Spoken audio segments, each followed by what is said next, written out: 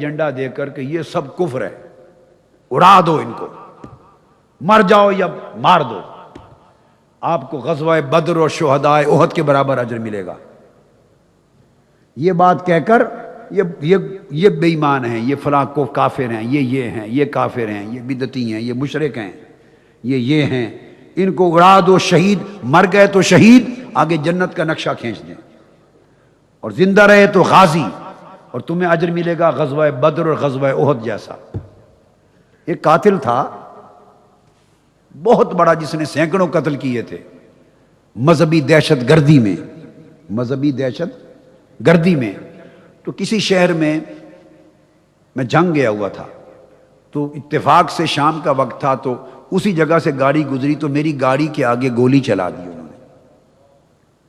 میں اس گاڑی میں نہیں تھا، میں نے ان کو پیغام بھجوایا، ان کے بڑے لوگوں کو جو آج دنیا میں موجود، وہ جتنے موجود تھے اس وقت جن کو بات کی، وہ سب دنیا سے آج رخصت ہو گئے، موجود نہیں۔ میں نے بھجوایا پیغام کہ یہ اچھا نہیں کیا آپ لوگوں نے۔ وہ فوری چل کے میرے پاس آ گئے، ان کے دونوں پاکستان بھر کے دونوں لیڈر اور سربراہ، دونوں، عید کا موقع تھا یا بقرعید کا، تو جنگ میں ہی موجود تھے، دونوں میرے پاس آ گئے میری رہائش گاہ پہ۔ انہوں نے حلفاً کہا کہ ہم نے ایسی کوئی ہدایت اپنے آدمی کو نہیں دی تھی آپ کی گاڑی پر گولی چلانے کی، یا غلطی سے چل گئی ہے، ہمیں 1 گھنٹہ دیں، ہم تحقیق کر کے پوری بات آپ تک رکھ دیتے ہیں صاحب۔ میں نے کہا ٹھیک ہے۔ گھنٹے کے بعد وہ جو اس وقت سب سے بڑا تھا ان کا ہیڈ، تو وہ میرے پاس براہ راست اپنی مسلح اسلحہ، کلاشن کوف، گنز، پسٹل اس کے پاس تھے، تو گھنٹے کے بعد آ گیا۔ پھر وہ خالی اسلحہ اس نے سب ڈھیر نیچے رکھ دیا جو اس کے پاس تھا، اندر آ گیا۔ نماز میں پڑھا رہا تھا، عشاء کی جماعت، اس نے پڑھی نماز کے بعد کہنے لگا مجھے اکیلے میں ملاقات کا ٹائم دیں۔ تو میں نے کہا آ جائیں کمرے میں اکیلے۔ میں نے کہا یہ جو آپ قتل و غارت کرتے اور لوگوں کو مارتے ہیں، پہلے تو اس نے معافی مانگی اور قسم کھائی، اس نے کہا کہ یہ گولی ایک غلط فہمی میں چل گئی اور مجھ سے چلی ہے، میں نے چلائی، گولی میں نے چلائی، اسی جیسی گاڑی ایک فلاں شخص کی بھی ہے، یہی رنگ، یہی LC، یہی، ہم نے رات کا اندھیرا تھا سمجھا وہ اس کی گاڑی، ہم نے اس کے ٹائر کے آگے گولی چلائی کہ اس کو جرت کیسی ہوئی بھی ہمارے ہیڈ کوارٹر کے آگے سے گزرے، اس کے لیے چلائی میں نے گولی۔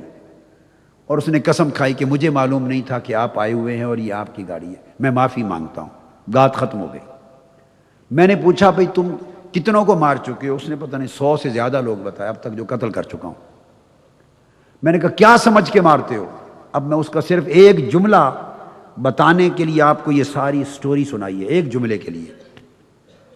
اس نے کہا ہماری برین واشنگ کی گئی ہے، تربیت کی گئی ہے، تربیت برین واشنگ ہوتی ہے۔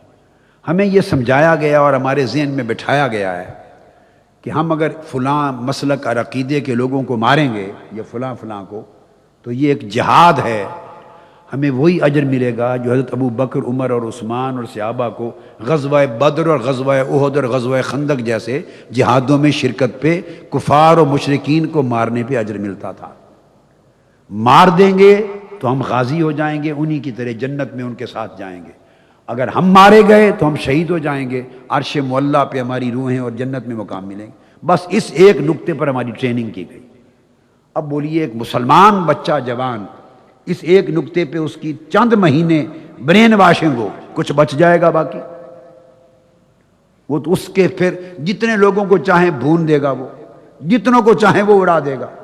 اس کو اتنی بات سمجھا دی ہے کہ تم اپنی موت سے نہیں ڈرنا، اپنی موت سے نہیں ڈرنا، موت آ گئی تو شہید ہو، رہ گئے تمہارے پچھلے، ان کو ہم چند لاکھ گھر کے خرچے کا دے دیں گے، ان کا خرچہ چلتا رہے گا، تو پچھلوں کی بھی تسلی ہو گئی، آگے جنت ہے، 70,000 حوریں تمہارا انتظار کر رہی ہیں، شہداء اسلام میں تمہارا شمار ہے۔ اتنے اونچے درجے ہیں شہیدوں کے، سب شہیدوں کی جتنی فضیلت کی حدیثیں سنا دیں، آیتیں سنا دیں، اور اگر تم بچ گئے تو غازی ہو۔ بس اس ایک سنگل پوائنٹ پہ کسی کو انتہا پسند کرنا، پھر دہشت گرد بنا دینا، تو اس کے ذریعے کام لینا، یہ اتنا آسان ہے کہ اگر کوئی تھوڑی صلاحیت والا آدمی کرنا چاہے تو اس کا سال کا کام ہے، صرف 1 سال۔